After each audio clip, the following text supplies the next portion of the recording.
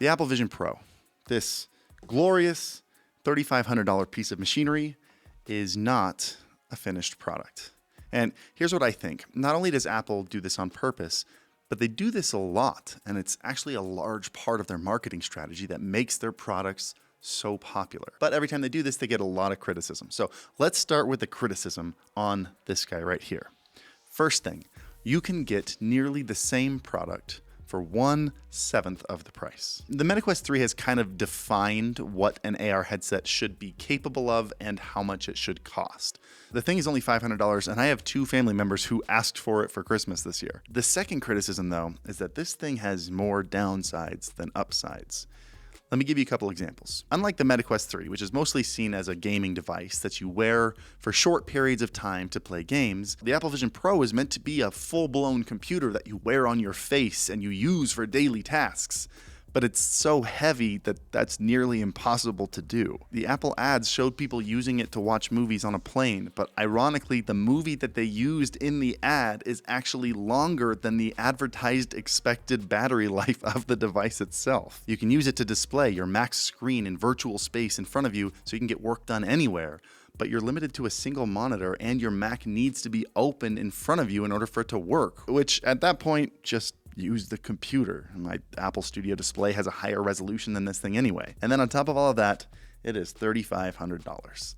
And no matter how you look at it, you will get much more value for your money if you spend $3,500 on literally any other Apple product. A $3,500 Mac is 100 times more useful than this thing. So what happened here? Has Apple completely lost it? Have they forgotten how to innovate? Or are we just not learning from the past? Do something interesting for me. In the description down below, I've linked to a Mac Rumors post from 2001, right after the original iPod announcement. You know the iPod, right? Like that little thing that took Apple to a completely different level and can only be seen as one of the greatest technological successes of our time. See what people thought about it when they first announced it. If you don't want to go look, let me just read a couple for you right here. $400 for an MP3 player. I'd call it the Cube 2.0 as it won't sell and be killed off in a short time. I really wanted to like it, really, but do the math. 20 gig hard drive, $199 from APS Tech. MP3 player, $50 from Best Buy. You save $150 plus you get an extra 15 gigs of storage. And these are just examples from the first page. And the same thing happened with the iPhone. $500? Fully subsidized? Fun fact, there are about 1.5 billion active iPhones in the world today. That is almost a quarter of the Earth's population. And same thing with the MacBook Air. Where's your DVD drive? Let me look for that. Steve Ballmer quotes are always my favorite. But now the MacBook Air is the world's most popular laptop. And it kind of continues as you get into the iPad and the Apple Watch and now the Vision Pro. So what is it that causes this doubt and anger about every new Apple product? Well, maybe it's because the products are never really new. Apple rarely comes out with a product that is completely original. Instead, whenever they release these big hero products, they tend to enter markets that have growing interest. Something that's proving itself to have real longevity and provide real value for people's lives, something like an MP3 player or a netbook.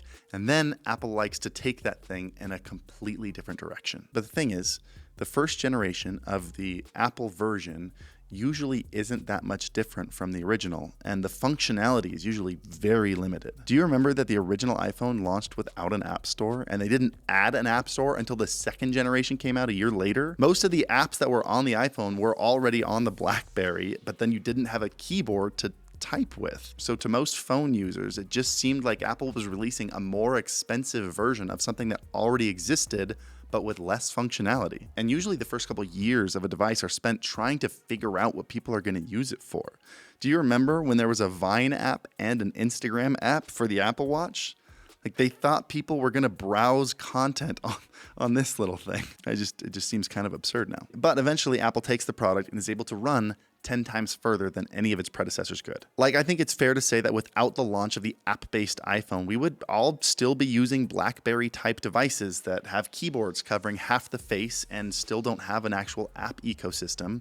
It would just be email, text, notes, and phone calls like it was before, because it was that way for a really long time beforehand and nothing really seemed like it was changing. So, back to these face computers. AR headsets haven't really changed much over the last 5 to 10 years. Sure, they've gotten faster, resolution has gotten better, there's built-in processors so you don't have to plug into a computer, pass-through has gotten higher quality, but at the end of the day, they're still being used for the same thing that they were when they got started. games. And I said this in my last video, most people see the MetaQuest 3 as a toy, something for playing games, something similar to a PlayStation 5. And so even though there's been considerable improvement over time, the trajectory of what it's used for has stayed relatively in a straight line. Apple released this, something I would consider to be more of a statement piece or a proof of concept than an actual finished product. By releasing this, they are announcing to the world what they think the future of computing is. Not staring at a little device in your hand, but augmenting the world around us. So sure, the Vision Pro might be here on that line right now, but they've given the world a preview of what they want to build over the next 10 years. A trajectory that goes like this. And others will follow suit. The MetaQuest has already announced support for Apple's 3D spatial videos, and the gravity of this line will pull this line up with it. But right now we only have this. The Apple Vision Pro is not a finished product. It's an early sneak peek at this for $3,500. So if you're buying this and you're expecting this, you're going to be disappointed. But if you've got $3,500 to spend and you just want to enjoy the journey, by all means, do your thing. Enjoy the ride.